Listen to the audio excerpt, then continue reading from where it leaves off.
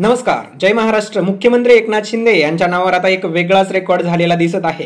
त्यांच्या नावावर रिकाम्या खुर्च्या असताना सुद्धा समोर भाषण करणं हा नवीनच रेकॉर्ड आणि विक्रम त्यांच्या नावावर झालेला आहे का, अशी चर्चा सगळीकडे होत आहे। मंडळी, कारणही तसंच आहे। परवा एकनाथ शिंदे यांची सभा होती, त्या सभेच्या समोर अगदी सगळ्याच रिकाम्या खुर्च्या होत्या। त्यांचा व्हिडिओ सुद्धा प्रचंड व्हायरल झालेला आपण बघितला आहे। तर चला सविस्तर बातमी जाणून घेऊया।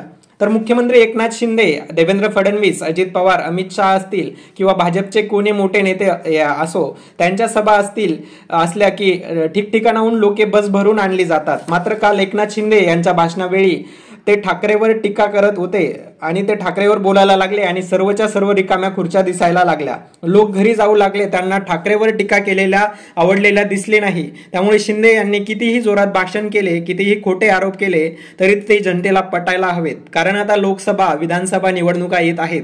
अनेकांच्या आरोपांच्या पैरी झडतील, अनेक लोक ठाकरेवर बोलतील, परंतु जनतेला ते पटलं पाहिजे व त्यांचं रूपांतर मतदानात झालं पाहिजे। आपण बघितलेला व्हिडिओ खूप व्हायरल झाला, त्यामध्ये सगळ्याच रिकाम्या खुर्च्या आपल्याला दिसत आहे।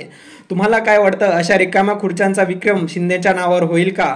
आपल्या प्रतिक्रिया कमेंट बॉक्समध्ये नक्की कळवा। धन्यवाद। जय हिंद, जय महाराष्ट्र। आणि अशाच नवनवीन व्हिडिओ पाहण्यासाठी आपल्या YouTube चॅनलला सबस्क्राईब करा, तसेच व्हिडिओला लाईक करा आणि आपल्या मित्राला शेअर करा। जय हिंद, जय महाराष्ट्र।